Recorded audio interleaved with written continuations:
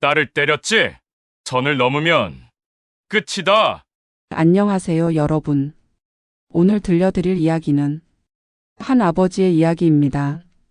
평범한 아버지가 아닙니다. 누군가의 남편이었고 누군가의 아빠였던, 하지만 동시에 대한민국 최정예 특수부대 출신이었던 한 남자의 이야기죠. 그는 은퇴 후 조용히 살았습니다. 과거를 묻고 가족과 함께 평범한 일상을 꿈꿨죠. 하지만 딸이 폭행당한 그날 그 평온은 산산이 부서졌습니다. 그리고 아버지는 다시 전사로 돌아갔습니다. 지금부터 시작되는 이 이야기는 한 아버지의 복수담이 아닙니다.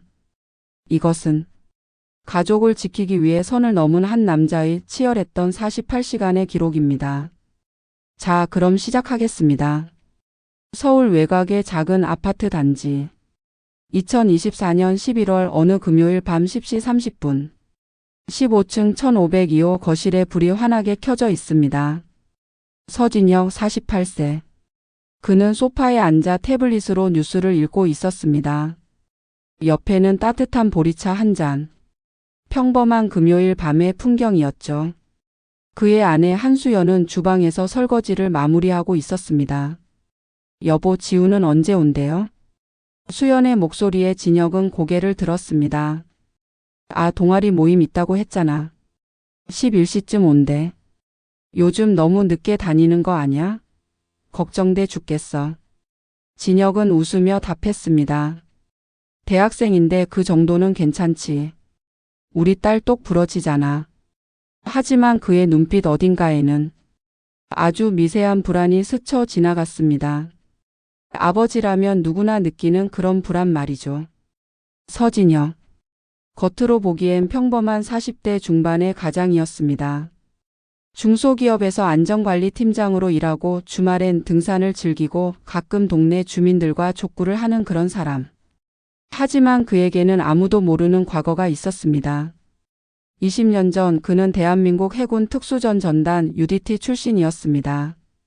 수중 침투, 대테러 작전 인질 구출. 생과 사의 경계를 수없이 넘나들었던 전사였죠. 하지만 그건 이제 먼 과거의 일이었습니다. 결혼 후 전역하고 딸 지우가 태어나면서부터 그는 철저히 평범한 아버지로 살기로 결심했습니다. 옷장 깊숙이 군복을 접어넣고 과거의 훈장들도 박스에 담아 창고에 보관했죠. 딸 지우는 이제 22살. 서울의 한 대학교에서 경영학을 전공하는 4학년 학생이었습니다. 명랑하고 똑 부러지고 정의감이 강한 아이였죠. 아버지를 닮았는지 운동도 좋아해서 고등학교 때는 태권도 유단자 자격증도 땄습니다. 진혁은 그런 딸이 자랑스러웠습니다. 시계를 보니 11시가 조금 넘었습니다. 아직 안 왔네. 수연이 걱정스러운 목소리로 말했습니다. 전화해볼까? 조금만 더 기다려봐. 지하철 타고 오는 중일 거야. 하지만 11시 30분이 되어도 지우는 오지 않았습니다. 진혁은 휴대폰을 들었습니다. 첫 번째 전화. 신호는 가는데 받지 않습니다. 두 번째 전화. 역시 무응답. 이상하네. 진혁의 미간에 주름이 졌습니다. 지우는 항상 전화를 받는 아이였습니다. 특히 부모님 전화는 절대 놓치지 않았죠. 그게 그 아이의 습관이었습니다. 세 번째 전화. 드디어 연결음이 끊어지고 지우의 목소리가 들렸습니다. 아빠. 목소리가 떨리고 있었습니다. 진혁의 심장이 철렁 내려앉았습니다. 지우야, 무슨 일이야? 어디야? 아빠. 나. 지금. 배경에서 남자들의 웃음소리와 거친 말들이 들렸습니다. 야, 전화 끊어. 이 시끼. 탁. 전화가 끊어졌습니다. 진혁은 자리에서 벌떡 일어났습니다. 20년간 잠들어 있던 본능이 깨어나는 순간이었습니다. 여보, 무슨 일이야? 수연이 놀라 물었지만 진혁은 이미 현관으로 달려가고 있었습니다. 지우한테 무슨 일 있어? 내가 다녀올게. 뭐? 지금 어디 가려고? 하지만 진혁은 대답도 없이 신발을 신고 밖으로 뛰쳐나갔습니다. 엘리베이터를 기다릴 시간조차 아까워 계단으로 달렸습니다. 15층에서 1층까지 단 3분. 48세의 나이가 무색하게 그의 몸은 여전히 현역 못지 않았습니다. 주차장으로 달려가 차에 올라탔습니다. 시동을 걸면서 다시 지우에게 전화를 걸었습니다. 받지 않습니다. 제발, 제발. 진혁의 손이 떨렸습니다. 전투 중에도 흔들리지 않았던 그 손이 지금은 딸 걱정에 떨리고 있었습니다. 그는 지우가 다니는 대학교 방향으로 차를 몰았습니다. 아마 학교 근처 어딘가에 있을 거라고 직감했죠. 신호등이 바뀌길 기다리는 30초가 30분처럼 느껴졌습니다. 괜찮아. 우리 딸 강한 애야. 태권도도 했고. 괜찮을 거야. 하지만 마음속 깊은 곳에서는 불길한 예감이 밀려왔습니다. 아버지의 직감. 그것은 틀린 적이 없었습니다. 같은 시각 대학가 뒷골목. 서지우는 동아리 후배 2명과 함께 걷고 있었습니다. 늦은 시간이었지만 금요일 밤이라 거리엔 사람들이 제법 있었죠. 언니 오늘 회의 진짜 길었어요. 배고파 죽겠어요. 후배 민지가 투덜거렸습니다. 그러게. 라면이라도 끓여 먹고 가자 했는데. 지우가 웃으며 답했습니다. 다음엔 일찍 시작하자. 나도 집에 빨리 가야 하는데. 그때였습니다. 골목 모퉁이에서 담배 연기가 피어올랐습니다. 그리고 남자 5명이 비틀거리며 걸어 나왔죠. 술에 취한 건 금방 알 수 있었습니다. 눈빛이 풀려 있었고 걸음걸이가 불안정했습니다. 오빠들 비켜주세요. 지우가 공손하게 말했습니다. 하지만 그들 중 한 명이 지우 앞을 가로막았습니다. 야야, 뭐 이렇게 급해? 우리랑 한잔하고 가. 죄송하지만 저희 바빠요. 지우가 단호하게 말하며 옆으로 비켜가려 했습니다. 그런데 그 남자가 지우의 팔을 붙잡았습니다. 야, 인연이 어디서 씩씩거려? 형들이 한 잔 사준다는데? 지우의 눈빛이 차갑게 변했습니다. 손 놓으세요. 뭐? 인연이 지금? 순간 지우는 태권도에서 배운 손목 꺾기로 그의 손을 뿌리쳤습니다. 날카롭고 정확한 동작이었죠. 앗! 남자가 손목을 움켜쥐며 비명을 질렀습니다. 그 순간 분위기가 싸늘하게 변했습니다. 남자들의 눈빛이 살기로 가득 찼습니다. 그들은 단순한 취객이 아니었습니다. 이 지역을 주름 잡는 조직 폭력배들이었죠. 인연이. 감히? 리더 격으로 보이는 남자가 앞으로 나섰습니다. 30대 중반으로 보이는 목에 용 문신이 새겨진 남자였습니다. 형님, 전연 혼내줘야 됩니다. 야, 너 지금 누구 건드린 줄 알아? 지우는 후배들을 뒤로 숨기며 대답했습니다. 저희가 잘못한 게 있나요? 먼저 시비 거신 분들인데요. 야, 인연 봐라, 말투 좀 봐. 요즘 여자애들이 어디서 교육을 이따위로 받았어? 괜히 잘난 척하네. 남자들이 빙 둘러싸기 시작했습니다. 지우의 심장이 빠르게 뛰기 시작했습니다. 위험하다는 걸 본능적으로 느꼈죠. 언니. 민지가 떨리는 목소리로 불렀습니다. 괜찮아, 내 뒤에 있어. 지우가 최대한 침착하게 말했지만 사실 그녀도 두려웠습니다. 태권도를 배웠다 해도 상대는 5명의 성인 남성이었으니까요. 야, 우리 형님한테 사과 안 하냐? 무릎 꿇고 빌어. 남자들이 점점 가까이 다가왔습니다.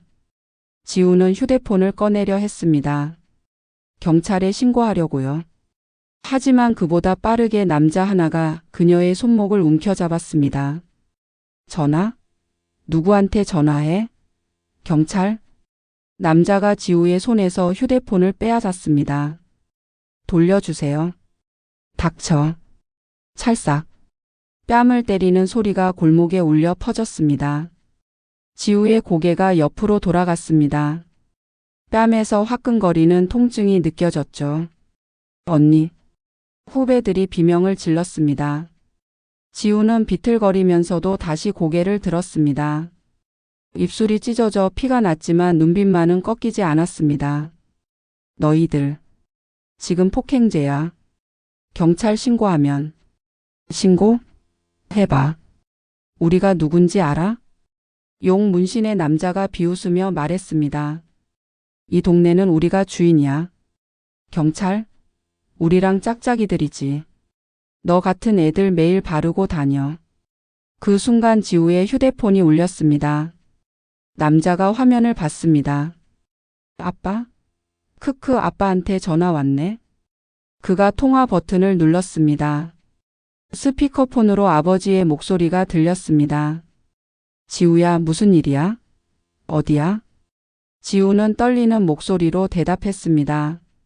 아빠, 나 지금. 야, 전화 끊어. 이 시끼. 남자가 휴대폰을 바닥에 내던졌습니다. 화면이 금이 갔지만 아직 켜져 있었습니다. 재미있네. 아빠가 구하러 올까? 남자들이 킥킥거리며 웃었습니다. 지우는 이를 악물었습니다. 무릎이 떨렸지만 고개는 숙이지 않았습니다. 잘 들어. 오늘 일은 절대 잊지 않을 거야. 뭐? 인연이 협박해? 찰싹. 또 한 번 뺨을 맞았습니다. 이번엔 반대쪽이었죠. 지우는 쓰러졌습니다. 무릎이 아스팔트에 닿았고 손바닥에서 피가 났습니다. 언니. 후배들이 울먹이며 지우를 부축했습니다. 가자, 형님. 쓸데없이 일 크게 만들지 말고. 부하 중 하나가 말했습니다. 치 재수없게.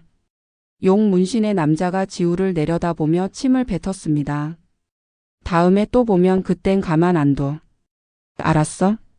남자들이 웃으며 자리를 떠났습니다. 골목에는 지우와 후배들만 남았습니다. 언니, 괜찮아요? 병원 가야 돼요. 괜찮아. 괜찮아. 지우는 깨진 휴대폰을 주워 들었습니다. 화면은 금이 갔지만 아직 작동했습니다. 부재중 전화 5통. 모두 아버지였습니다. 그녀는 떨리는 손으로 전화를 걸었습니다. 아빠. 지우야. 괜찮아? 지금 어디야? 아빠가 갈게. 대학교 서문 쪽 골목이에요. 움직이지 말고 기다려. 5분 안에 갈게. 전화가 끊어졌습니다. 지우는 후배들의 부축을 받으며 골목 입구로 걸어 나왔습니다. 얼굴이 욱신거렸고 입안에서 피맛이 났습니다. 정확히 4분 후 급브레이크 소리와 함께 검은색 SUV가 멈춰 섰습니다. 차 문이 벌컥 열리고 아버지가 뛰어나왔습니다. 지우야. 딸의 모습을 본 순간 진혁의 얼굴이 굳어졌습니다. 부은 뺨, 찢어진 입술, 옷에 묻은 피. 아빠. 지우가 고개를 숙였습니다. 창피했기 때문이죠. 맞서 싸웠지만 결국 무력하게 당했다는 게. 하지만 진혁은 아무 말 하지 않았습니다. 그저 조용히 다가가 딸을 꽉 안아주었습니다. 괜찮아. 아빠가 왔어. 이제 괜찮아. 그 품에서 지우는 참았던 눈물을 터뜨렸습니다. 아빠. 미안해요. 제가 약해서. 아니야. 내 잘못이 아니야. 진혁의 목소리는 부드러웠지만 그의 눈빛은 얼음처럼 차가웠습니다. 그는 주변을 둘러봤습니다. CCTV를 확인하고 골목의 구조를 파악했습니다. 20년 전의 본능이 다시 작동하기 시작했죠. 후배들은 괜찮니? 네, 저만. 그래. 일단 병원 가자. 그리고 경찰서에 신고할 거야. 아빠, 그 사람들. 이 동네 조직폭력 배래요. 경찰이랑도 안다고. 진혁은 딸의 어깨를 다독이며 말했습니다. 걱정하지 마. 아빠가 다 해결할게. 그 말투는 평소에 다정한 아버지가 아니었습니다. 그것은 전사의 목소리였습니다. 새벽 2시 응급실. 다행히 지우의 부상은 심각하지 않았습니다. 뺨에 멍이 들었고 입술이 찢어졌지만 뼈에 이상은 없었죠. 의사는 냉찜질을 권하고 항생제 연고를 처방했습니다. 일주일 정도면 멍이 빠질 거예요. 하지만 혹시 어지럽거나 구토 증상이 있으면 바로 오세요. 감사합니다, 선생님. 진혁은 고개를 숙여 인사했습니다. 병원을 나와 경찰서로 향했습니다. 새벽이었지만 당직 경찰관이 피해 신고를 받았습니다. 위치가 어디였죠? 대학교 서문 쪽 골목입니다. CCTV도 있을 거예요. 가해자 특징은? 지우가 떨리는 목소리로 진술했습니다. 30대 중반으로 보이는 남자였고 목에 용 문신이 있었어요. 키는 175cm 정도, 머리는 짧게 깎았고 경찰관이 고개를 끄덕이며 조서를 작성했습니다. 알겠습니다. 확인해보고 연락드리겠습니다.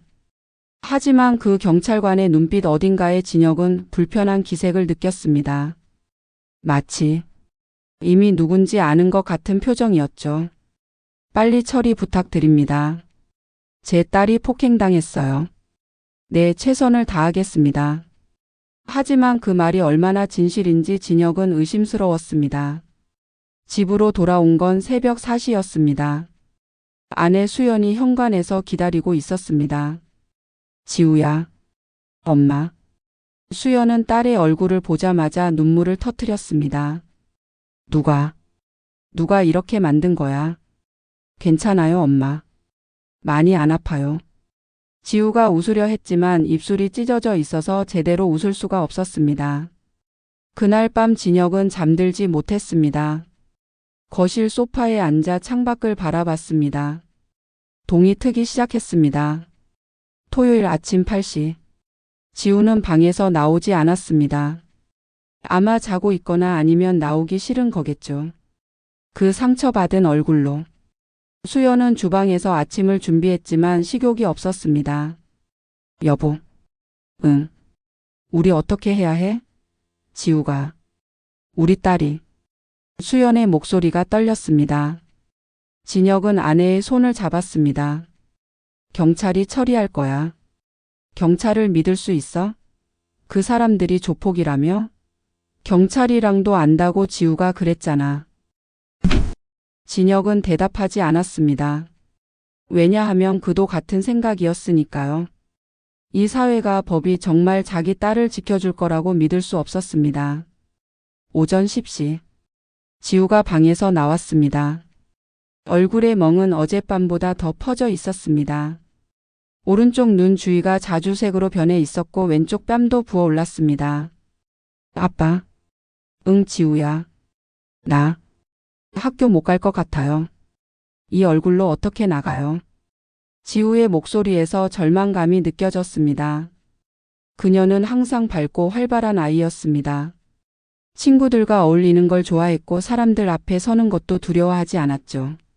하지만 지금 그 아이는 무너져 있었습니다. 괜찮아. 일주일 정도 쉬면 돼. 아빠. 저 정말 바보 같아요. 그냥 피해서 갈 걸 그랬어요. 왜 맞섰을까? 아니야. 진혁이 단호하게 말했습니다. 내가 잘못한 거 하나도 없어. 잘못한 건 그 인간들이야. 하지만 지우야. 고개 들어. 지우가 천천히 고개를 들었습니다. 진혁은 딸의 눈을 똑바로 바라보며 말했습니다. 너는 강한 아이야. 내가 무릎 꿇은 건 몸이 쓰러져서지 마음이 무릎 꿇은 게 아니야. 그걸 기억해. 지우의 눈에 눈물이 고였습니다. 아빠가 지켜줄게. 약속해. 진혁은 딸을 안아주었습니다. 그리고 그날 오후. 진혁은 서재로 들어갔습니다. 문을 잠그고 옷장을 열었습니다. 옷들을 밀어내자 뒤쪽에 검은색 트렁크가 보였습니다. 오랫동안 열지 않았던 트렁크. 자물쇠를 풀고 뚜껑을 열자 그 안에는 해군 군복이 단정하게 접혀 있었습니다. UDT 부대 마크가 선명했습니다. 그 옆에는 훈장들, 사진들, 그리고 낡은 수첩 한 권. 진혁은 수첩을 꺼내 펼쳤습니다. 거기에는 옛 동료들의 이름과 연락처가 빼곡히 적혀 있었습니다. 김태준, 박민수, 이강석, 정우진.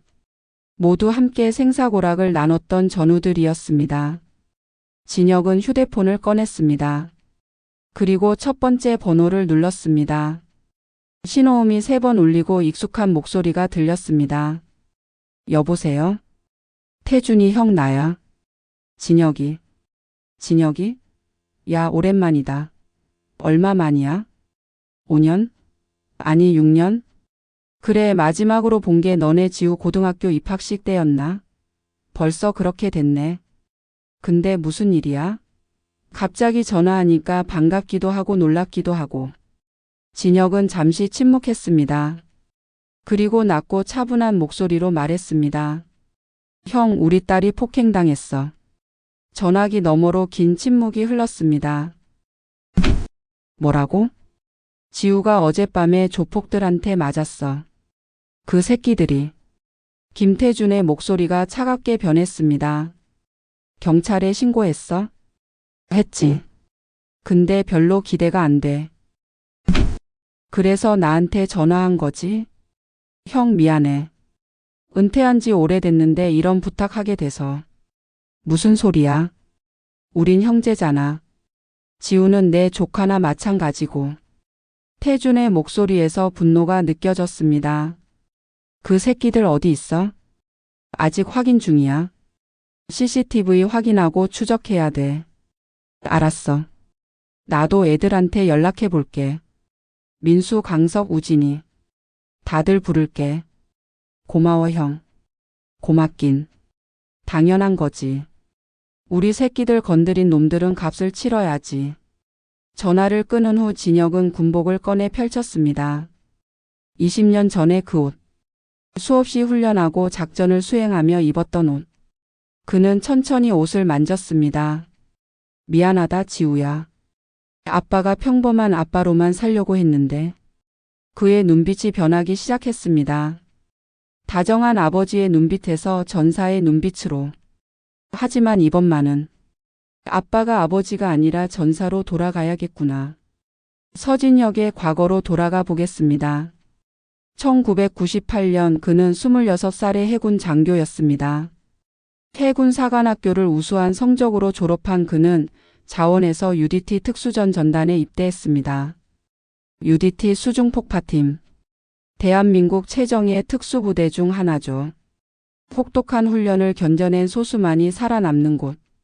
그들은 바다에서 육지에서 하늘에서 어디서든 작전을 수행할 수 있는 전사들이었습니다. 진혁은 그 중에서도 최고였습니다. 사격, 격투, 폭발물 처리, 수중 침투. 모든 분야에서 뛰어났죠. 그의 별명은 유령이었습니다. 적이 눈치채기 전에 작전을 완수하고 사라지는 그의 스타일 때문이었습니다. 2001년 동해 북방한 개성 근처. 북한 무장공비 침투 사건이 발생했습니다. 잠수정을 타고 내려온 공비 5명이 해안가 마을에 숨어들었죠. 군은 즉시 UDT 팀을 투입했습니다. 진혁이 속한 5인조 팀이었습니다. 목표는 생포. 하지만 위험하면 사살해도 된다. 팀장 김태준 중위의 지시가 떨어졌습니다. 밤 십시 칠흑 같은 어둠 속 그들은 소리 없이 움직였습니다. 마을 외곽의 빈 창고. 정보에 따르면 공비들이 그곳에 숨어 있었습니다. 진혁이 선두에 섰습니다. 야간 투시경을 통해 내부를 확인했습니다. 5명 모두 무장. 수신호로 동료들에게 상황을 전달했습니다. 3, 2, 1. 돌입. 문이 박차고 열렸습니다. 순식간에 교전. 성광탄이 터지고 총성이 울렸습니다. 3분 만에 작전은 종료되었습니다. 공비 5명 중 3명 생포, 2명 사살. 아군 부상자 없음. 완벽한 작전이었습니다. 그날 진혁은 화랑무 공훈장을 받았습니다. 하지만 그에게 훈장은 중요하지 않았습니다. 중요한 건 동료들이 모두 무사히 돌아왔다는 것. 그리고 국민들이 안전하게 잠들 수 있다는 것. 그게 그의 자부심이었습니다. 2005년 소말리아 해역. 한국 화물선이 해적에게 납치되는 사건이 발생했습니다. 선원 21명이 인질로 잡혔죠. 정부는 구출 작전을 결정했고 UDT 팀이 파견되었습니다. 진혁은 이때 이미 소령으로 진급해 팀을 지휘하고 있었습니다. 인질 안전이 최우선이다. 해적들은 무장 상태지만 훈련받지 않은 민간인 수준이다. 우리가 우위에 있다. 작전 브리핑에서 진혁이 말했습니다. 야간 침투로 간다. 헬기로 상공에서 강하 선박 후미로 진입. 인질들이 잡힌 선실을 먼저 확보하고 해적들을 제압한다. 알겠습니다. 밤 12시 인도양 상공. 헬기에서 밧줄을 타고 내려가는 대원들. 파도가 거칠었지만 그들은 정확하게 선박 갑판에 착지했습니다. 진혁이 선두에서 선실로 진입했습니다. 복도에 해적 1명. 졸고 있었습니다. 소리 없이 접근해 제압. 의식을 잃었습니다. 인질들이 갇힌 선실 앞. 문 뒤에 해적 3명이 있었습니다. 3초 후 돌입. 성광탄 사용. 수신호. 똑똑똑. 문이 열리고 성광탄이 투척되었습니다. 광. 눈부신 빛과 갱음. 해적들이 비명을 지르며 눈을 가렸습니다. 그 순간 UDT 대원들이 돌진했습니다. 격투 제압 확보. 15초 만에 3명 모두 무력화. 인질 확보. 인질 모두 무사. 선박 확보 완료. 작전 성공. 인질 전원 구출, 아군 부상자 없음. 진혁은 그날도 묵묵히 자신의 임무를 완수했습니다. 언론에서는 영웅이라고 떠들었지만 그는 인터뷰도 거부했습니다. 저는 그냥 제 일을 했을 뿐입니다. 그게 그의 신념이었습니다. 하지만 2008년 모든 게 바뀌었습니다. 진혁은 결혼했습니다. 대학교 동창이었던 한수영과. 결혼식은 소박했지만 따뜻했습니다. 동료들이 모두 모여 축하해 주었죠. 야, 진혁아. 이제 너도 가정을 가졌으니 조심해야 된다. 태준이 말했습니다. 알아, 형. 작전 때 무리하지 마. 내가 돌아갈 곳이 있다는 거 잊지 말고. 그래. 그리고 2009년 딸 지우가 태어났습니다. 분만실에서 갓 태어난 딸을 안았을 때 진혁은 눈물을 흘렸습니다. 이렇게 작고 연약한 생명. 자신의 핏줄. 지우야. 아빠가 지켜줄게. 평생. 하지만 그해 가을. 북한 무장공비 침투 사건이 또 발생했습니다. 이번엔 규모가 컸습니다. 10명 이상의 공비가 서해안으로 침투했죠. 진혁의 팀이 출동했습니다. 수연은 불안한 눈빛으로 남편을 바라봤습니다. 조심해요. 꼭 돌아와야 해요. 응, 걱정 마. 금방 올게. 하지만 그 작전은 예상보다 훨씬 위험했습니다. 공비들은 중무장 상태였고 훈련도 잘 받은 정예 요원들이었습니다. 교전이 시작되었습니다. 총알이 빗발쳤습니다. 진혁의 팀원 1명이 총에 맞았습니다. 민수야. 진혁이 달려가 부상당한 동료를 끌어냈습니다. 총알이 그의 헬멧을 스쳐 지나갔습니다. 조금만 더 낮았으면 머리에 맞았을 겁니다. 그 순간 진혁은 깨달았습니다.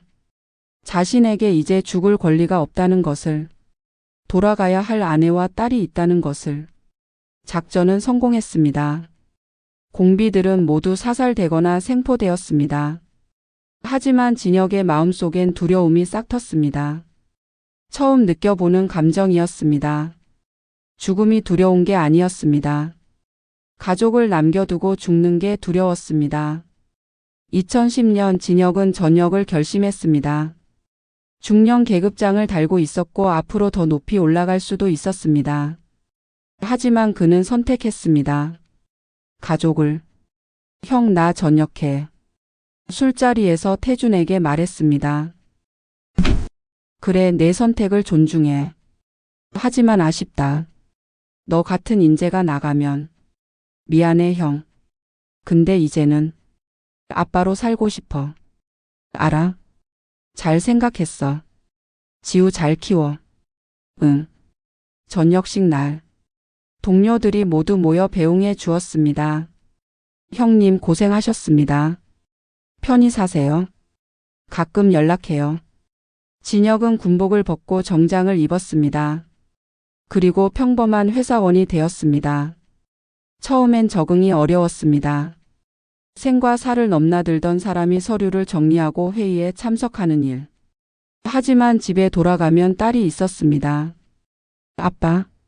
하고 달려와 안기는 지우. 그 순간이면 모든 게 괜찮았습니다.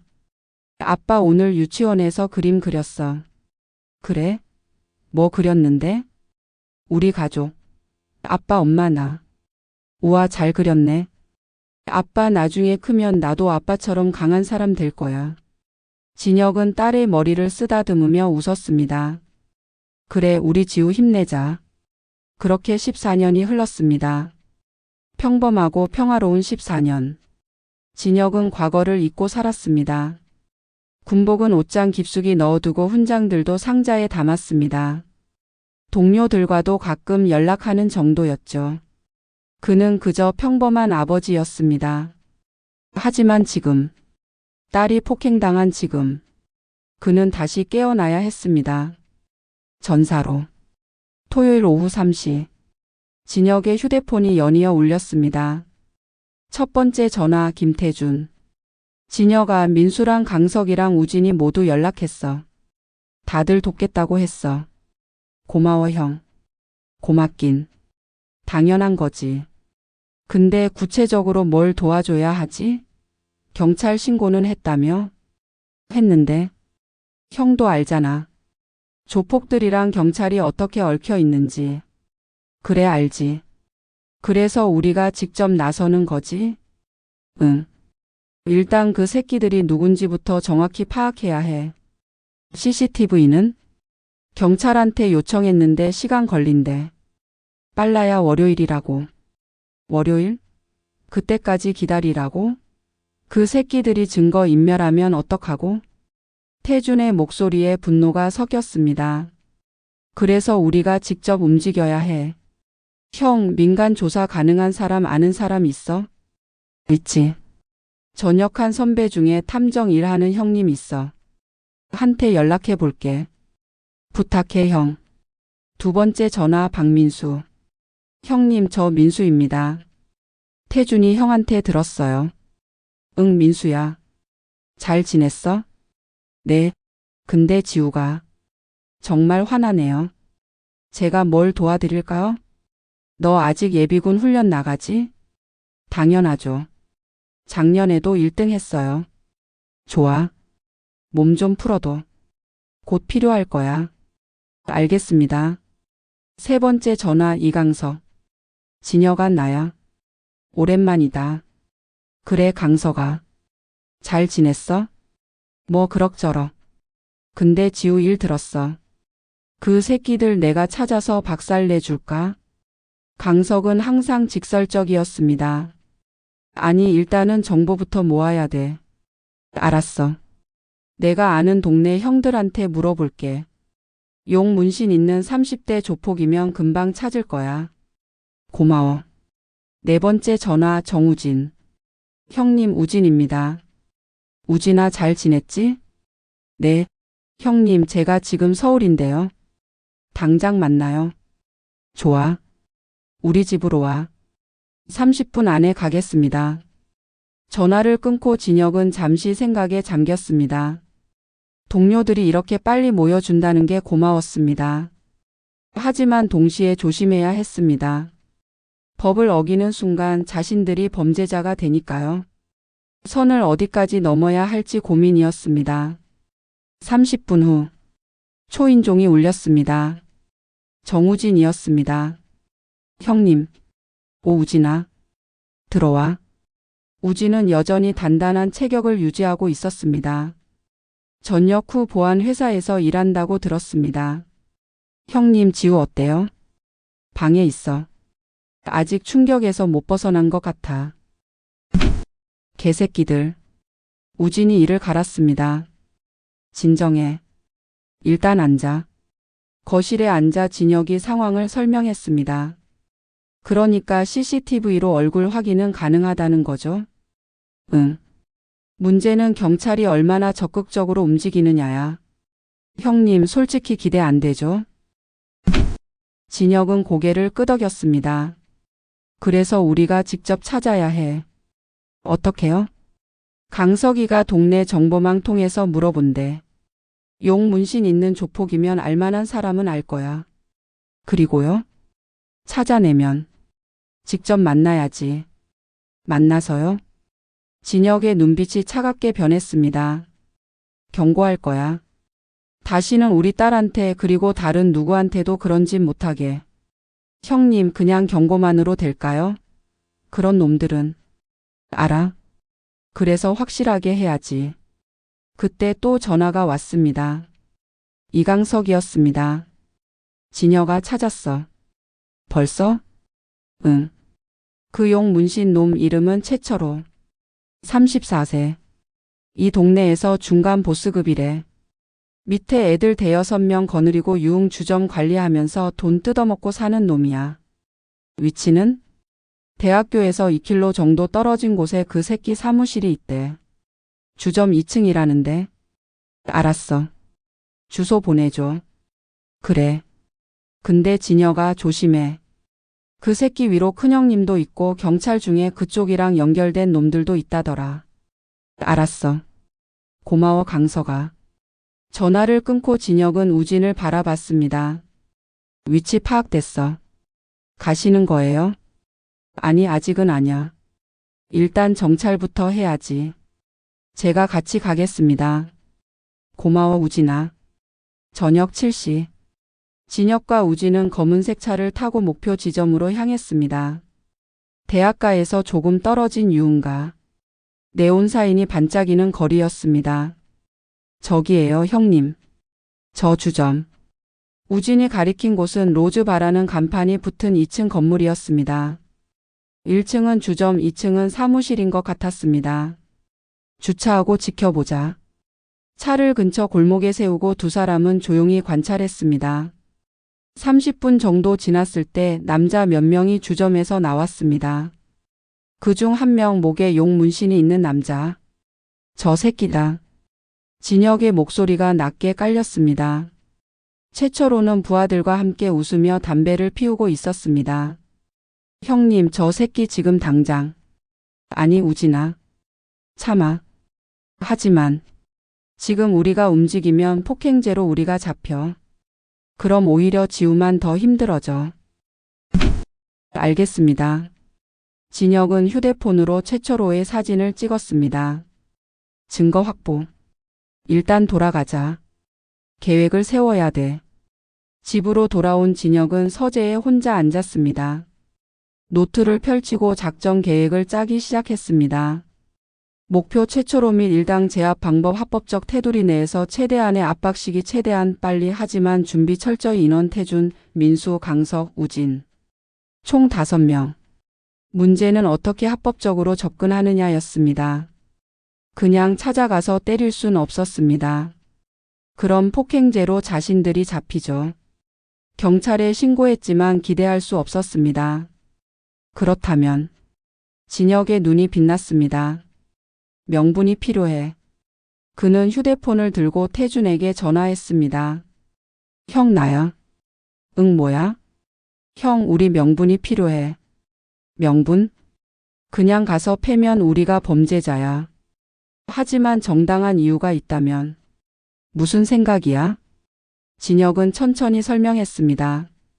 우리가 민간 자율 방범대를 만드는 거야. 방범대? 응. 요즘 동네마다 자율 방범대 있잖아. 우리도 그걸 만들어. 전직 군인들로 구성된. 그래서? 그리고 합법적으로 순찰을 돌아. 그러다가 그 새끼들이 또 범죄 저지르는 걸 목격하면 시민 체포하는 거지. 오, 그거 괜찮은데? 물론 완벽한 계획은 아니야. 하지만 최소한 우리가 먼저 손대는 건 아니잖아. 알겠어. 내가 서류 준비해 볼게. 구청에 신고하면 되는 거지? 응. 좋아. 월요일에 바로 처리하자.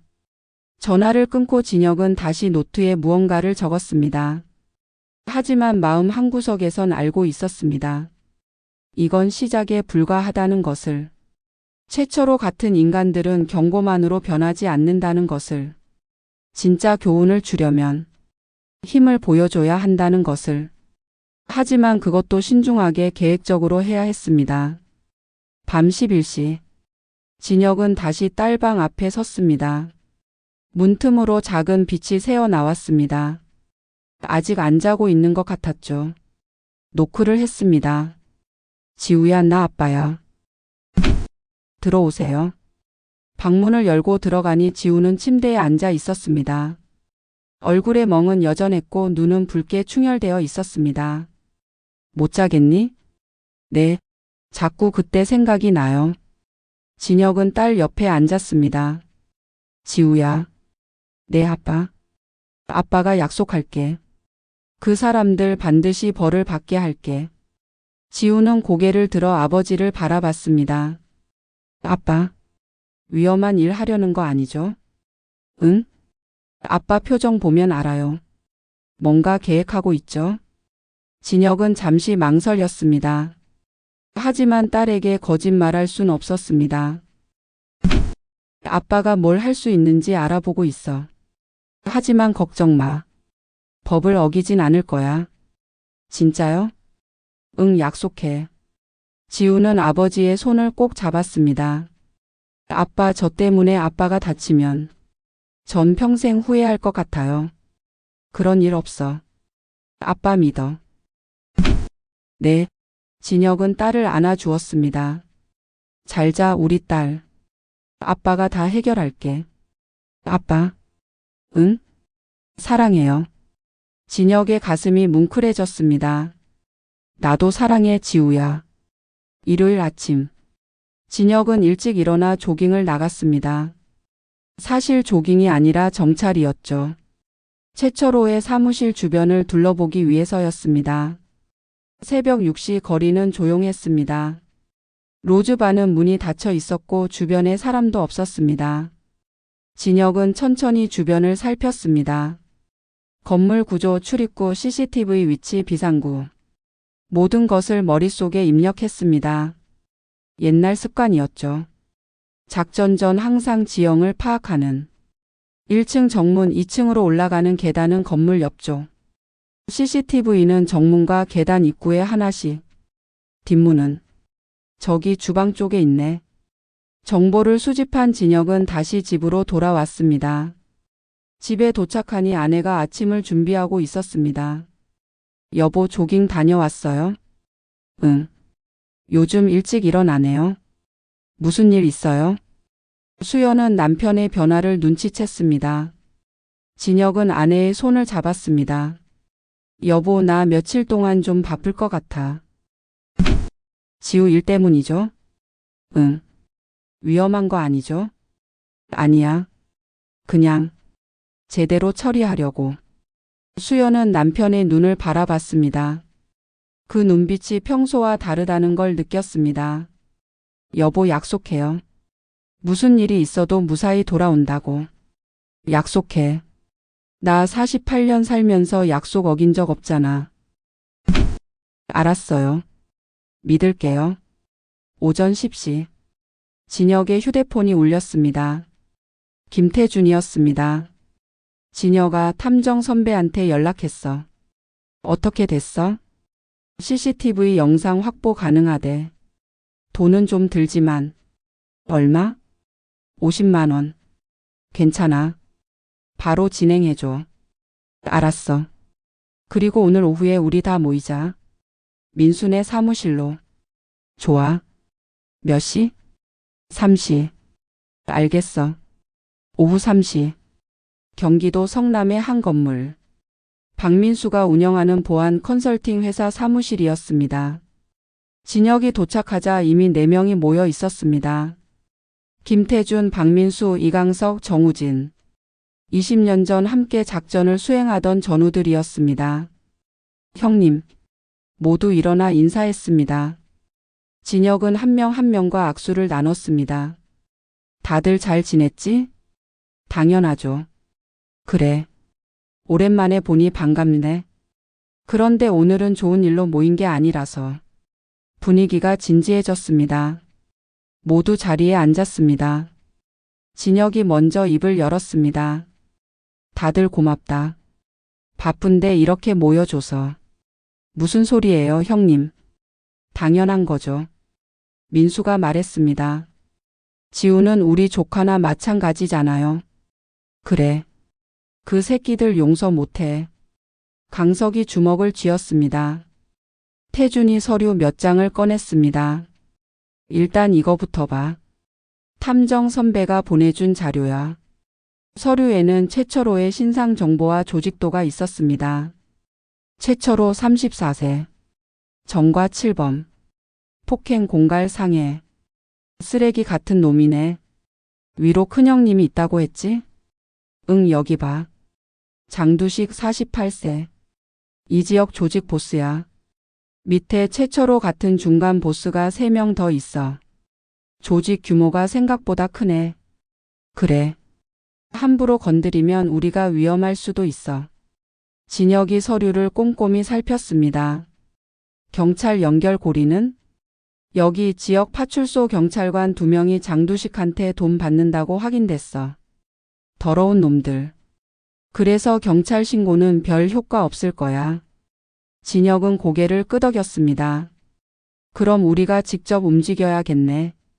어떻게 할 거야? 일단 방범대 만드는 건 진행하자. 내일 구청 가서 신고하고. 그리고 최철호를 24시간 감시해. 언제 또 범죄를 저지르는지. 현행범으로 잡자는 거네? 응. 그게 가장 합법적이야. 하지만 형님, 그 새끼가 또 범죄 저지를 때까지 기다려야 해요. 그러다 다른 사람이 또 다칠 수도 있잖아요. 우진이 걱정스럽게 말했습니다. 진혁도 그 부분이 고민이었습니다. 일단 일주일만 지켜보자.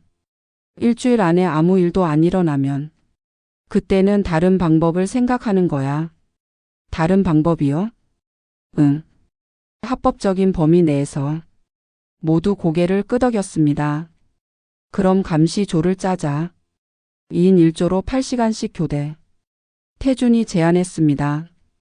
좋아. 민수랑 강석이가 오전 8시부터 오후 4시. 우진이랑 내가 오후 4시부터 자정. 태준이 형은 전체 지휘 및 지원. 알겠습니다. 장비는 내가 준비할게. 무전기, 카메라, 녹음기. 민수가 말했습니다. 그리고 만약을 위해 호신용 장비도 챙기자. 스프레이, 경봉. 좋아. 내일부터 시작이다. 모두 일어나 손을 모았습니다. 지우를 위해. 지우를 위해. 그날 밤. 진혁은 서재에서 혼자 지도를 펼쳐놓고 있었습니다. 최철호의 동선을 표시하고 주요 거점들을 체크했습니다. 로즈바, 그의 집, 자주 가는 식당, 당구장. 모든 정보를 머릿속에 입력했습니다. 그때 문이 열리고 수연이 들어왔습니다. 여보, 아직 안 자요? 응, 조금만 더. 수연은 남편의 책상을 보았습니다. 지도, 사진, 메모들. 여보, 정말 위험한 거 아니에요? 진혁은 아내를 바라봤습니다. 여보, 나 믿어줘. 나 절대로 무리하지 않을 거야. 하지만 지우를 생각해봐.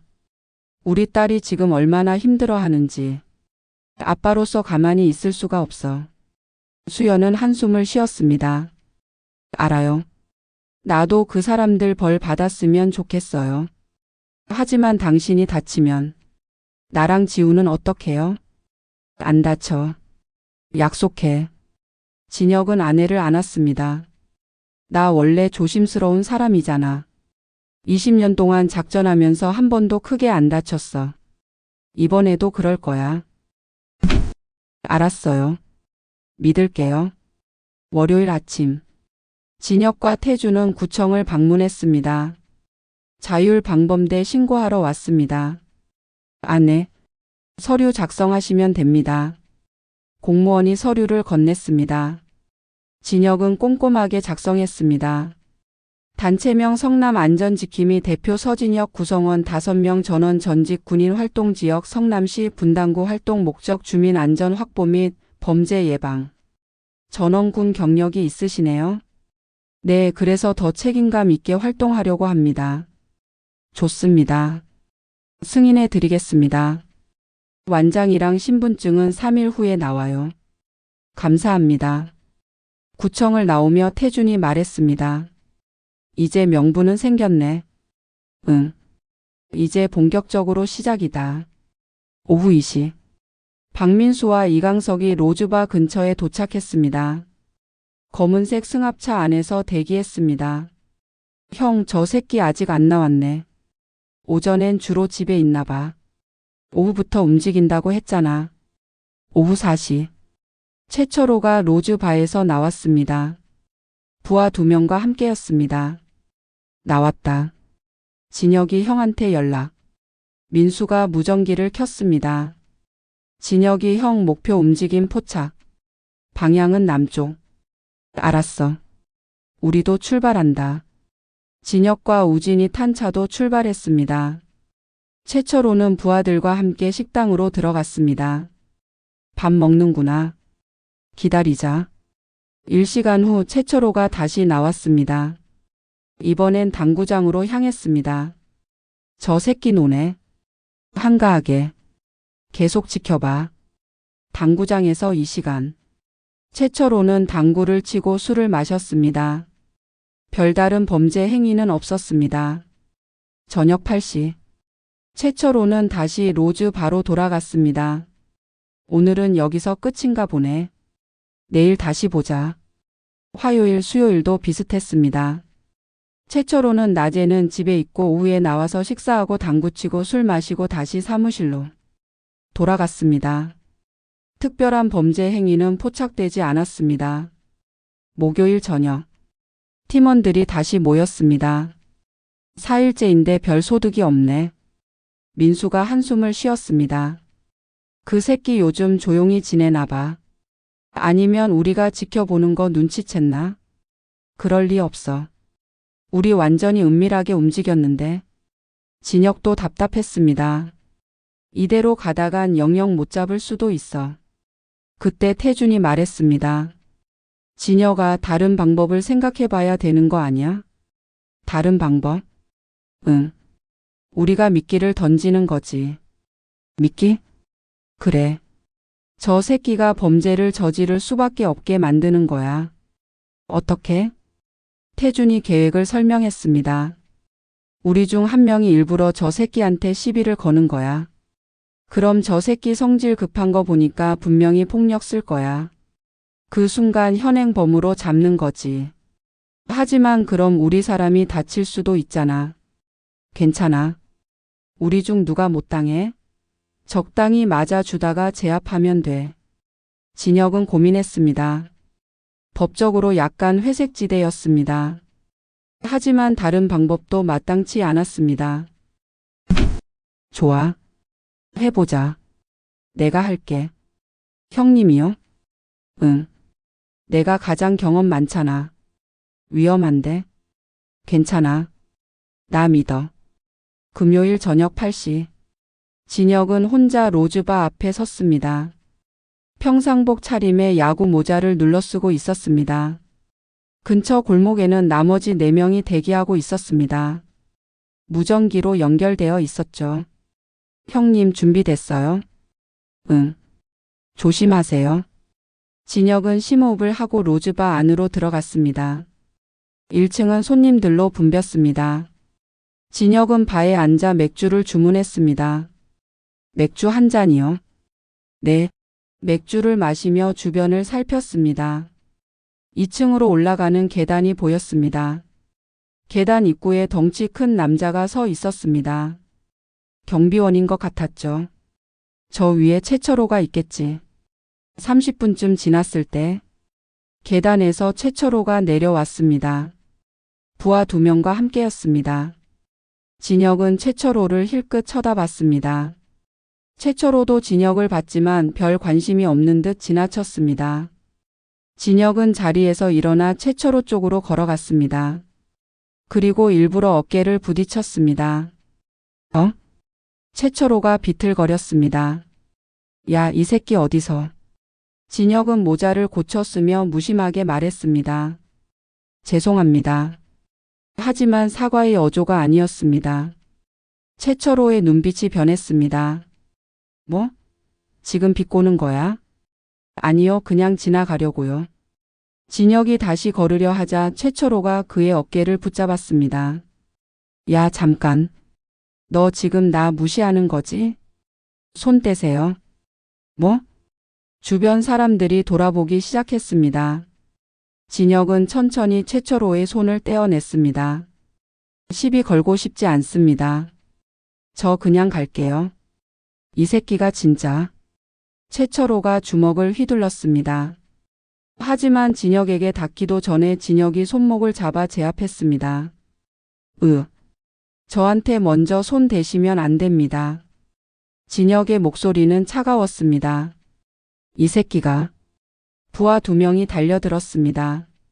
하지만 진혁은 침착하게 둘을 제압했습니다. UDT에서 배운 격투술은 여전히 그의 몸에 남아 있었습니다. 3대 1이었지만 진혁이 압도했습니다. 뭐야 저 새끼. 불러. 애들 불러. 최철호가 소리쳤습니다. 그 순간 밖에서 대기하던 4명이 뛰어 들어왔습니다. 경찰입니다. 모두 움직이지 마세요.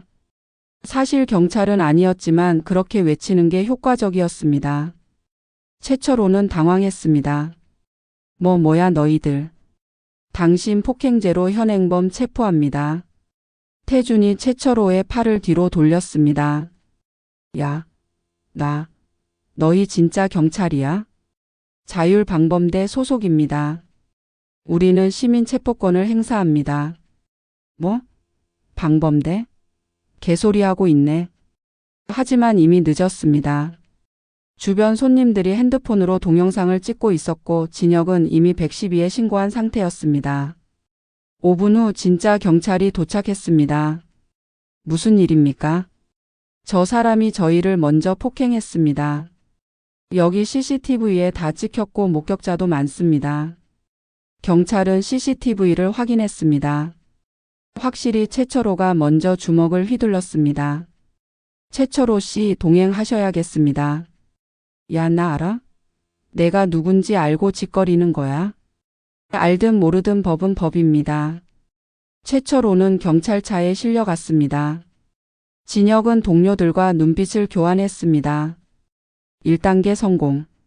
하지만 이건 시작에 불과했습니다. 진짜는 지금부터였습니다. 최철호는 조사를 받았습니다. 하지만 예상대로 곧 풀려날 예정이었습니다. 폭행 미수의 피해자도 다치지 않았고 합의만 하면 문제 없었으니까요. 진혁은 경찰서 밖에서 기다렸습니다. 밤 11시. 최철호가 나왔습니다. 얼굴이 일그러져 있었습니다. 야, 이 새끼들. 최철호가 진혁을 보자마자 소리쳤습니다. 하지만 주변엔 경찰이 있어서 함부로 못했습니다. 진혁은 조용히 다가갔습니다.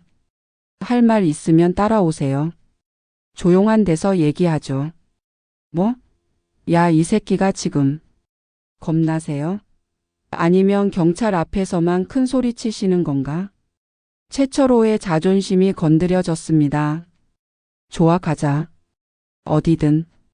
두 사람은 경찰서 근처 공터로 갔습니다. 어두운 곳이었지만 진혁은 전혀 두렵지 않았습니다. 최철호는 담배를 피우며 말했습니다. 야, 너 진짜 죽고 싶어? 죽고 싶진 않죠. 하지만 할 말은 해야겠어서요. 뭔데? 진혁은 최철호의 눈을 똑바로 바라봤습니다. 지난주 금요일 밤 대학교 서문 근처에서 여대생 폭행한 거 기억하시죠? 최철호의 표정이 굳었습니다. 뭐? 제 딸입니다. 순간 최철호는 웃음을 터뜨렸습니다. 크크크, 그래서 뭐? 복수하러 온 거야, 아저씨?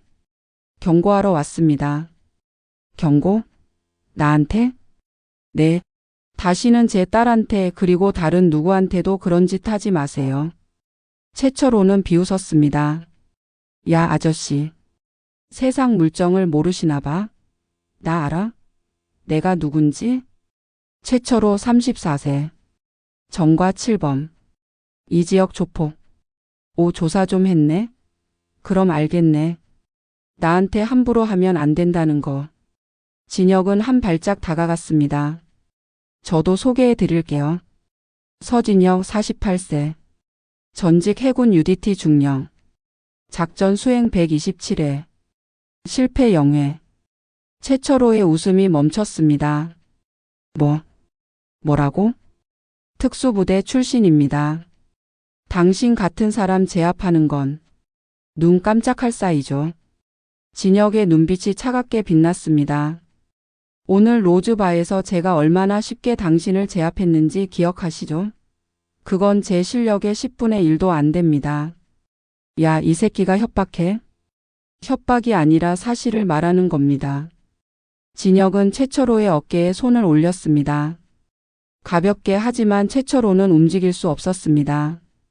지금 당장이라도 당신의 팔을 부러뜨릴 수 있어요. 하지만 안 그래요. 왜 그런지 아세요? 법이 있으니까요. 저는 법을 믿는 사람입니다. 하지만 진혁의 목소리가 더 낮아졌습니다. 만약 당신이 다시 제 딸한테 아니 다른 누구한테라도 손을 대면 그땐 법보다 제가 먼저 움직입니다. 최철호는 처음으로 두려움을 느꼈습니다. 상대의 눈빛에서 진짜 살기가 느껴졌습니다. 이건 허세가 아니었습니다. 진혁은 손을 떼며 뒤로 물러섰습니다. 제 경고 잘 새겨 들으세요. 다음은 없습니다. 그리고 돌아서서 걸어갔습니다. 최철호는 그 자리에 멍하니 서 있었습니다. 하지만 곧 분노가 치밀어 올랐습니다. 이 개새끼가.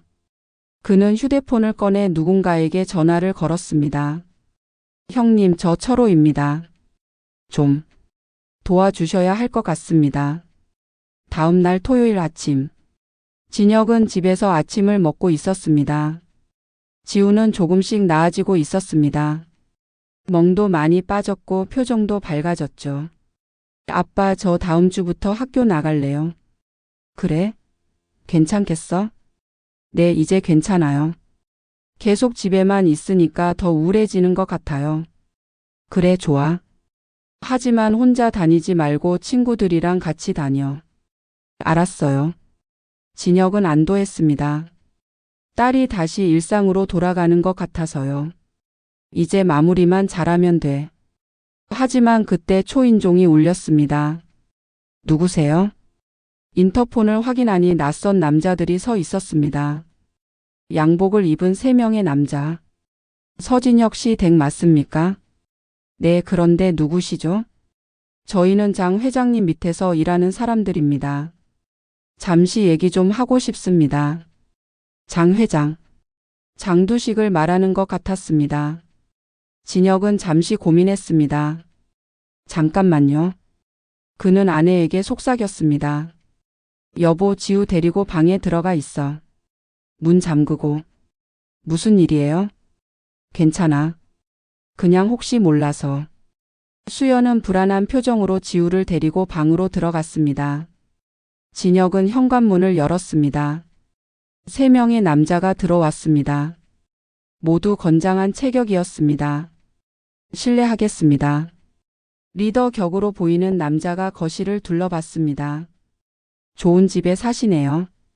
볼 일이 뭡니까? 진혁은 경계를 늦추지 않았습니다. 저희 회장님께서 서 선생님을 만나고 싶어 하십니다. 만나서 뭘? 이야기를 해야죠. 어제 최철호한테 한 일 때문에. 그건 정당한 행동이었습니다. 그가 먼저 폭력을 휘둘렀고. 알고 있습니다. 하지만 방식이 좀 거칠었다고 회장님께서 생각하십니다. 거절하면요? 남자는 씩 웃었습니다. 거절은 없습니다. 회장님 초대를 거절하는 사람은 없거든요. 협박입니까? 협박이 아니라 정중한 초대입니다. 진혁은 잠시 생각했습니다. 어차피 장두식과 대면은 피할 수 없었습니다. 좋습니다. 언제 어디서? 지금 바로. 차가 밑에 대기 중입니다. 혼자 갑니까? 네, 혼자서. 진혁은 방으로 가서 아내에게 말했습니다. 여보, 나 잠깐 다녀올게. 어디 가요? 해결하러. 걱정 마. 위험한 거 아니에요? 아니야. 그냥 이야기만 하고 올 거야. 진혁은 재킷을 입고 남자들을 따라 나섰습니다. 밑에는 검은색 고급 세단이 대기하고 있었습니다. 차의 타자 양옆에서 두 남자가 앉았습니다. 감시하는 거였죠. 차는 시내를 벗어나 외곽으로 향했습니다. 30분쯤 달려 한 골프장 클럽하우스에 도착했습니다. 내리시죠. 진혁은 차에서 내렸습니다. 클럽하우스 안으로 들어가니 널찍한 라운지가 나왔습니다. 그리고 소파에 한 남자가 앉아 있었습니다. 50대 초반으로 보이는 정장을 말끔하게 차려입은 남자. 장두식이었습니다. 어서 오세요, 서 선생. 장두식은 웃으며 손짓했습니다. 앉으시죠. 진혁은 맞은편 소파에 앉았습니다. 차라도 한잔 하시죠. 뭘 드릴까요? 됐습니다. 용건만 말씀하시죠. 급하시네. 좋습니다. 장두식은 시가를 꺼내 물었습니다. 서 선생, 제가 조사를 좀 해봤습니다. 전직 해군 특수부대 출신이시더군요. 훌륭한 경력입니다. 그래서요? 그런 분이 왜 우리 철호한테 시비를 거셨습니까? 시비가 아니라 정당한 대응이었습니다. 그가 제 딸을 폭행했습니다. 아, 그 일 말씀이시군요. 장두식은 재떨이에 담배재를 털었습니다. 그건 불행한 오해였습니다. 철호가 술 먹고 실수한 거죠. 실수로 사람을 때립니까? 젊은 친구들이 그럴 수 있죠. 서 선생도 젊었을 때 한두 번 그런 적 있으시지 않습니까? 저는 없습니다. 장두식의 미소가 굳어졌습니다. 그렇습니까? 어쨌든 이 일은 여기서 마무리했으면 합니다. 무슨 뜻입니까? 철호가 따님께 사과하겠습니다. 그리고 치료비 위자료로 500만 원을 드리죠. 이 정도면 충분하지 않습니까? 돈 문제가 아닙니다. 그럼 뭡니까? 진혁은 장두식의 눈을 똑바로 바라봤습니다. 제 딸이 받은 상처는 돈으로 해결되지 않습니다. 그리고 당신네들이 다시는 그런 짓을 하지 않는다는 확신이 필요합니다. 확신이요? 네. 최철호뿐만 아니라 당신 밑에 있는 모든 사람들이 다시는 무고한 사람들을 괴롭히지 않는다는 확신. 장두식은 웃음을 터뜨렸습니다. 서 선생, 세상이 그렇게 간단하지 않습니다. 이 바닥이 어떤 곳인지 아십니까? 알고 싶지 않습니다. 다만 제가 원하는 건 하나뿐입니다. 제 가족과 다른 사람들을 건드리지 마세요. 만약 제가 거절하면? 그럼 저도 방법을 찾겠습니다. 방법이요?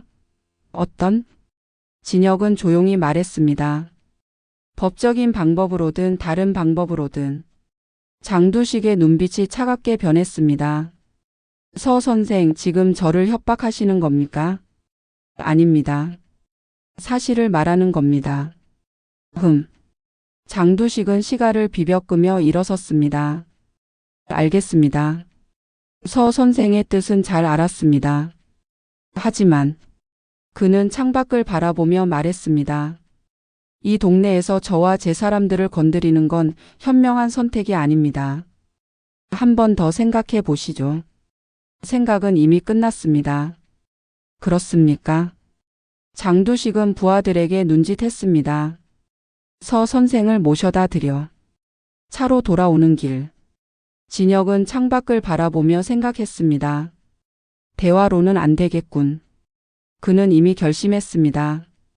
더 강한 메시지가 필요하다고. 집에 도착해 현관문을 열자 수연이 달려왔습니다.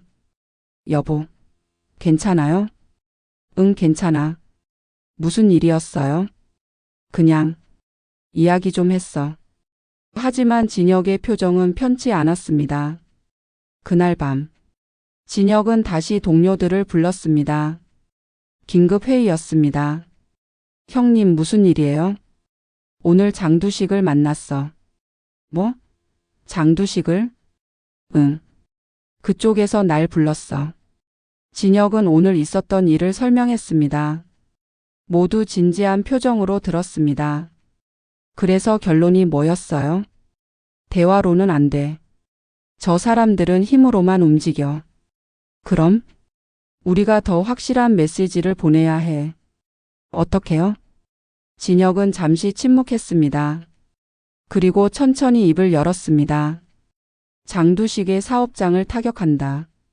사업장이요? 응. 불법 도박장 유흥업소. 그런 곳들 말이야. 합법적으로. 어떻게 합법적으로요? 제보해. 경찰에, 국세청에, 언론에. 증거를 수집해서 한꺼번에 터뜨리는 거야. 태준이 고개를 끄덕였습니다. 그거 괜찮은데? 우리가 직접 손 안 대고도 타격을 줄 수 있겠네. 맞아. 그리고 동시에 우리는 방범 활동을 강화해. 저들의 활동 반경을 좁히는 거지. 시간이 좀 걸리겠는데요? 상관없어. 제대로 하려면 시간이 필요해. 알겠습니다. 형님 계획대로 합시다. 모두 동의했습니다. 그리고 그날부터 본격적인 작전이 시작되었습니다. 2주가 흘렀습니다. 진혁과 동료들은 치밀하게 움직였습니다. 먼저 장두식 조직의 불법 사업장들을 파악했습니다. 대학가 근처의 불법 도박장 3곳, 유흥업소 5곳, 대부업체 2곳, 모두 장두식이 운영하거나 상납금을 받는 곳들이었습니다. 민수는 IT 전문가였기 때문에 온라인 증거 수집을 맡았습니다. 도박장 홍보 사이트, 불법 대출 광고, 유흥업소 불법 영업 기록, 모든 것을 캡처하고 저장했습니다. 강석과 우진은 현장 정찰을 맡았습니다. 몰래 카메라로 촬영하고 녹음하고 출입하는 사람들을 기록했습니다. 태주는 법률 자문을 구했습니다. 변호사 친구를 통해 어떻게 제보하면 가장 효과적인지 조언을 받았습니다. 그리고 진혁은 전체를 총괄하며 계획을 조율했습니다. 2주 후 일요일. 충분한 증거가 모였습니다. 이 정도면 충분해. 진혁이 모인 자료를 보며 말했습니다. 내일 일제히 제보한다. 경찰청, 국세청, 지역 언론사. 동시에요? 응. 한 곳에만 제보하면 무마될 수 있어. 동시에 여러 곳에 제보하면 덮을 수 없지. 알겠습니다. 월요일 오전 9시. 민수가 경찰청 사이버 범죄 신고센터에 자료를 제출했습니다. 오전 10시. 강석이 국세청 탈세 제보센터에 자료를 제출했습니다. 오전 11시. 우진이 지역 언론사 3곳에 제보 이메일을 보냈습니다. 그리고 오후 2시. 첫 번째 반응이 왔습니다. 한 언론사에서 취재 요청 전화가 왔습니다. 제보하신 분이십니까? 네. 자료 확인했습니다. 이거 진짜입니까? 네, 모두 사실입니다. 대단한데요. 추가 인터뷰 가능하십니까? 익명 조건으로요. 물론입니다. 그날 저녁 뉴스에 첫 보도가 나갔습니다. 대학가 주변 불법 도박장 적발. 조직폭력배 연루 의혹. 뉴스를 보는 진혁. 앵커의 목소리가 들렸습니다. 성남시 분당구 일대에서 운영되던 불법 도박장이 적발됐습니다. 경찰은 제보를 받고 단속에 나섰으며 조직폭력배가 운영한 것으로 보고 수사를 확대하고 있습니다. 화면에는 도박장이 단속되는 장면이 나왔습니다. 진혁은 조용히 미소 지었습니다. 시작됐군. 다음 날 화요일. 국세청이 움직였습니다. 장두식이 운영하는 유흥업소들의 세무조사가 들어갔습니다. 수억 원대의 탈세 혐의가 포착되었습니다. 수요일. 또 다른 언론사에서 심층 보도를 내보냈습니다. 조직폭력배 대학가 장악. 학생들 공포에 떨어. 인터뷰에 지우의 사건도 언급되었습니다. 물론 익명으로 처리되었지만 여대생 폭행 사건이 있었다는 것이 보도되었습니다. 여론이 들끓기 시작했습니다. 온라인 커뮤니티에서는 분노의 댓글들이 쏟아졌습니다. 저런 쓰레기들을 왜 이제야 잡아? 경찰은 뭐 했어? 대학생들 얼마나 무서웠겠어. 철저히 조사해서 다 잡아넣어라. 목요일. 경찰이 본격적으로 수사에 착수했습니다. 장두식과 최철호가 소환 조사를 받았습니다. 금요일 저녁, 진혁의 휴대폰이 울렸습니다. 모르는 번호였습니다. 여보세요? 서진혁 씨입니까? 낯선 남자의 목소리였습니다. 네, 그런데요. 장두식 회장님께서 다시 만나고 싶어 하십니다. 거절하겠습니다. 서 씨, 이번 일 당신이 한 거죠? 진혁은 침묵했습니다. 대답 안 하셔도 압니다. 당신 외에는 없으니까. 그래서요? 회장님께서 이렇게 전하라고 하셨습니다. 이번 일은 넘어가 주신다고. 대신 앞으로 더 이상 우리 일에 간섭하지 말라고. 넘어가 준다고요? 진혁은 비웃었습니다. 제가 왜 넘어가는 걸 감사해야 합니까? 잘못한 건 당신들인데. 서 씨, 너무 밀어붙이지 마세요. 우리도 할 수 있는 게 있습니다. 예를 들면 당신 가족 말입니다. 순간 진혁의 눈빛이 차갑게 변했습니다. 뭐라고 했습니까? 협박은 아닙니다. 그냥 조심하시라는 말씀입니다. 세상이 위험하잖아요. 좋습니다. 제 가족한테 뭔 짓이라도 해보세요. 진혁의 목소리는 얼음장처럼 차가웠습니다. 그날이 당신들의 마지막 날이 될 겁니다. 뭐라고요? 저는 20년간 특수부대에서 일했습니다. 목표를 제거하는 방법을 수백 가지 알고 있죠. 지금까지는 참았습니다. 하지만 제 가족을 건드리면. 진혁은 잠시 멈췄다가 말했습니다. 그땐 전쟁입니다. 전화기 너머로 침묵이 흘렀습니다. 그리고 전화가 끊어졌습니다. 진혁은 즉시 동료들에게 연락했습니다. 형들 비상이야. 우리 집 주변 경비를 강화해야 해. 무슨 일이에요? 저쪽에서 우리 가족을 언급했어. 뭐? 그 새끼들이. 당장 움직인다. 민수는 우리 집 CCTV 설치해줘. 강석이랑 우진이는 주변 순찰 돌아줘. 태준이 형은 경찰에 순찰 강화 요청해줘. 알겠어. 모두 즉시 움직였습니다. 그날 밤부터 진혁의 아파트 주변은 24시간 감시 체제에 들어갔습니다. 하지만 이상하게도 아무 일도 일어나지 않았습니다. 일주일이 지났습니다. 장두식 조직은 경찰 수사와 세무조사로 마비 상태였습니다. 불법 도박장은 모두 폐쇄되었고 유흥업소들도 영업 정지를 당했습니다. 장두식은 수억 원의 추징금을 물게 되었고 조직원 여럿이 구속되었습니다. 최철호도 폭행죄로 재판에 넘겨졌습니다. 그리고 어느 날 진혁에게 편지 한 통이 배달되었습니다. 발신인은 장두식이었습니다. 편지를 열어보니 짧은 글이 적혀 있었습니다. 서 선생께. 이번 일로 제가 많은 것을 잃었습니다. 하지만 한 가지 배운 것도 있습니다. 함부로 건드리면 안 되는 사람이 있다는 것을. 앞으로는 조심하겠습니다. 특히 무고한 사람들에게는 손대지 않겠습니다.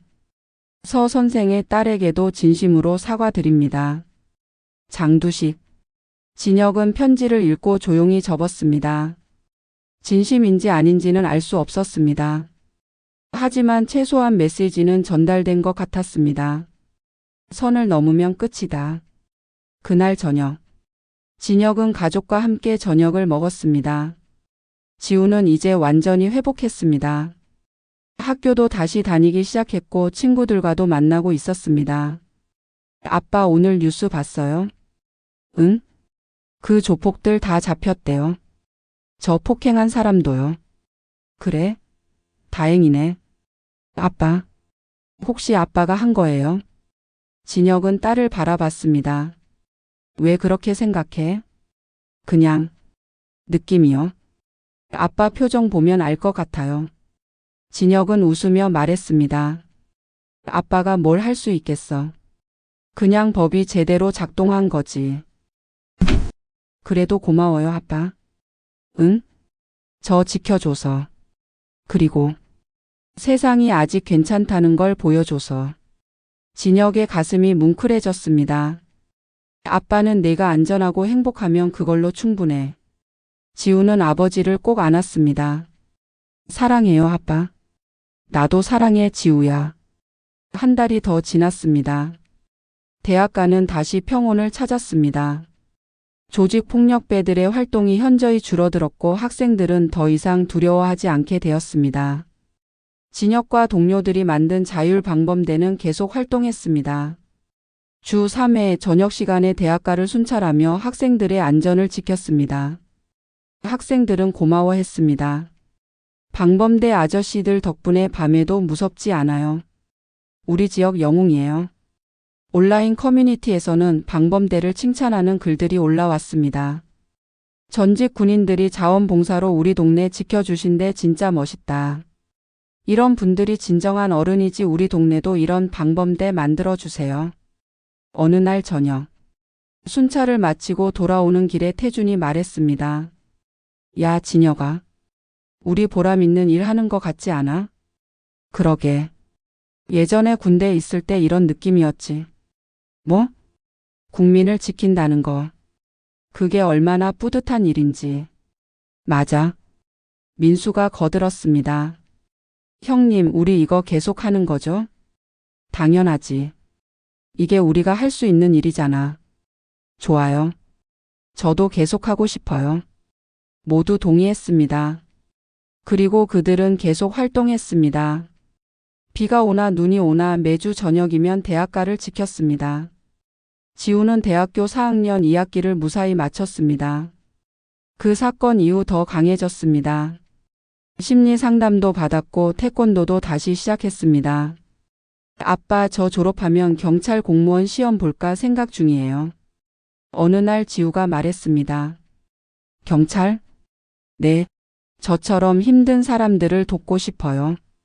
약한 사람들을 지켜주는 일을 하고 싶어요. 진혁은 딸의 어깨를 다독였습니다. 좋은 생각이야. 내가 원한다면 아빠가 응원할게. 고마워요, 아빠. 하지만 지우야. 네? 경찰이 되든 뭐가 되든 가장 중요한 건 내가 행복한 거야. 그거 잊지 마. 알아요, 아빠. 저 행복해요. 정말로. 지우의 눈에는 다시 빛이 돌아와 있었습니다. 그 밝고 당당했던 예전의 모습으로. 12월 어느 날. 진혁은 회사에서 퇴근하는 길에 동료들을 만났습니다. 형님, 오늘 우리 술 한잔해요. 그래, 오랜만이네. 5명은 작은 포장마차에 앉았습니다. 소주를 따르며 태준이 말했습니다.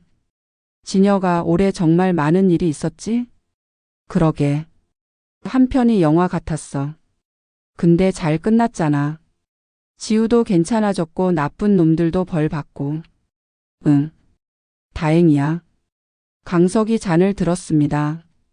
우리 모두를 위해 그리고 지우를 위해 건배. 건배. 5잔이 부딪혔습니다. 술을 마시며 민수가 물었습니다. 형님, 솔직히 물어봐도 돼요? 그때 정말 무서웠죠? 뭐가? 딸이 다쳤을 때요. 저 같아도 정신 못 차렸을 것 같아요.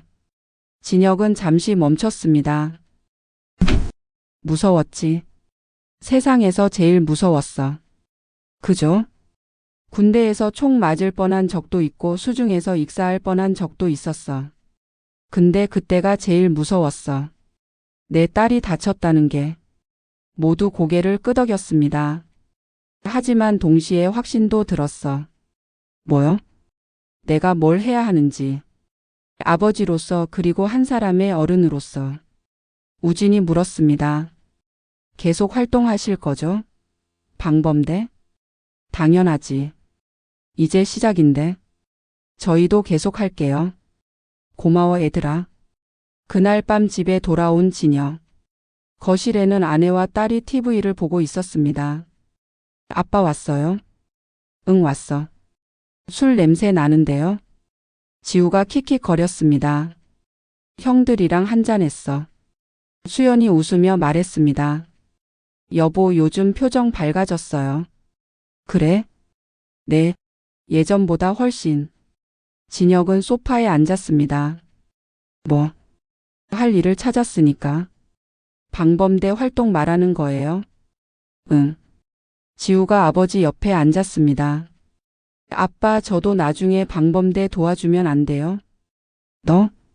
네, 저도 태권도 할 줄 알잖아요. 다른 여학생들 안전 지켜주고 싶어요.